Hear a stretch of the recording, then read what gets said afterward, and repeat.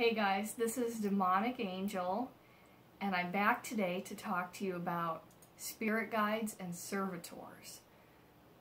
The differences and all that good stuff, and what you need to know, at least the basics. Spirit guides, people like to think that is a more angelic type of thing, but the whole idea with a spirit guide is it's some being that is on a higher level of consciousness than you that wants to help you. You're the one that has the body, you're the one that's living, and it has some close attachment to you. So it wants to see you succeed and obtain your goals in life, and I like to think of it as it's that thing that comforts you when you get depressed sometimes, and when life gets hard, you always feel that strength in your own heart to move on, and you know that things will be okay. That's that voice of that spirit guide enabling you to feel like you can pick up and move on. They sometimes can appear to people when they're going through traumatic experiences or recovering from some loss, especially death. But they can communicate in all kinds of small ways to just let you know that you're doing the right thing or on the right path for yourself. A spirit guide is someone who is kind of that angelic voice in your head that wants you to do the right thing, or it wants you to look at all the options as best as you can to figure out what would be the best thing for you, yourself. And that's that moment that we all have all the time.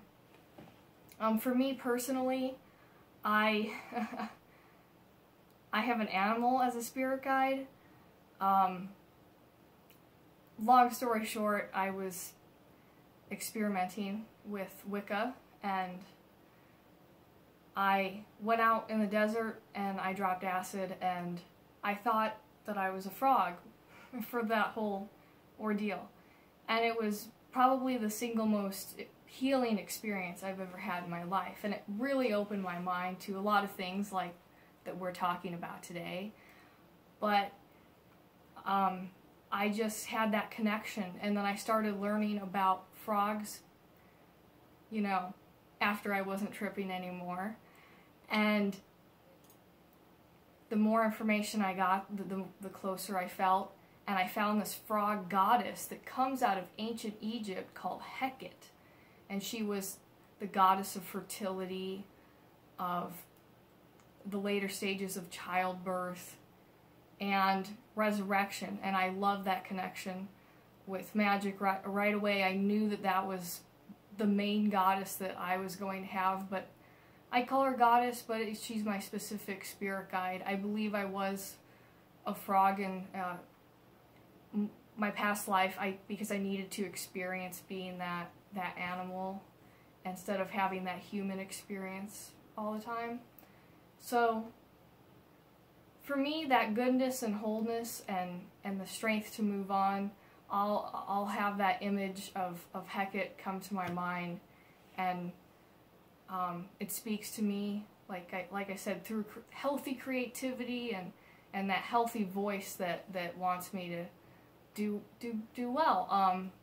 So like I said, most people, their spirit guides, like, they look like angels, but they can look like regular people. Animals are a big one, and if you don't know what your spirit guide is, you don't have to go out in the desert and drop acid or anything, but you can go on your own quest, or just tell yourself the best thing to do is just say, tonight I will dream about what my spirit guide is, or soon, you should say soon if you want, and you'll get your answer. If you look for it, you'll find it, and you'll have that dream that will give you that connection. Or you can go for a long walk, or do something solitary by yourself and enjoy it, and it will come to you. So you'll have that connection.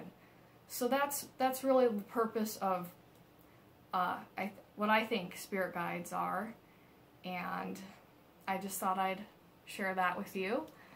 Okay, so moving on to servitors. servitors are basically thought of as our creation, and they absolutely are. So servitors are largely psychological, and they are, you know, you create them, so they are you. And you've got to basically understand that it's you yourself making that happen. So my experience with a servitor is basically, I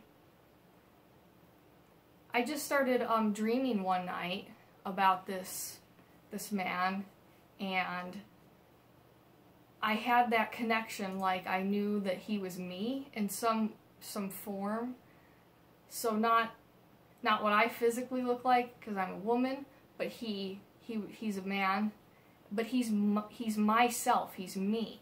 So like I have a lot of problems with social anxiety and stuff sometimes, and I had been in that process where I learned about servitors, and like I said, I just wanted to have one for myself. So that's what I did. I told myself I'll dream about him. I said it, and that happened for me. And most people use servitors to do specific things for them, tasks, but I basically want to have a working relationship with him. I named him Sanut. Oddly enough, it's the name of a French porn film. But, you know, hey, it means from one to another, and that's fine with me. I just thought that was a little bit odd and funny. And basically, yeah, I conjure him up in my mind with a sigil. I made a sigil for him. I just let myself sort of do some free writing where I just like let myself slip into a trance a little bit, and I came up with his sigil, and I just will look at it, or I'll offer something to this sigil that I've made to represent him. I offer sometimes incense, sometimes small amounts of little blood, sometimes food. I consume it after the ritual, but spiritually it's for him. But he's me. So basically with a servitor, you have to suspend your disbelief. I mean, even more so than, you know, some of the other magical practices. Because if you just go, I'm telling myself all this, you're not going to believe it, and you're not going to have that magic connection that you need it to work. So just treat it as though it's another person, because like I said, even though it's you, you still would want to treat yourself with respect. So you know, you can use these servitors to do your bidding or your purposes once you've created them, and but you have to feed them energy. I will take Sanut's sigil and I turn it around on my altar, and I don't look at it unless I have that moment where I'm having some social anxiety or having some trouble with some of the more logical areas of my life, and I want that male connection to myself of logic. And I will go and acknowledge it at the very least, so that I can feed it that energy, so that I always have that connection working for me. And I do. I feel him all around me in a distant way, but close. So it is really good. And there's that. So I made up his name. I let it all come to me in these trance states or dream states. And that is exactly what I wanted. I let this free flow of creation come through me, and it was a lot of fun. It's great energy. You guys should definitely give it a try.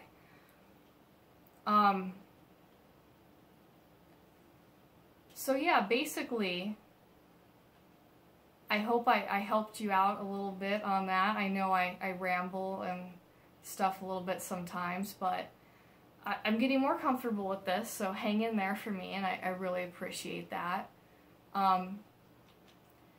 I think my next video here will be on chaos magic, since it's, you know, one of my favorite subjects anyway here.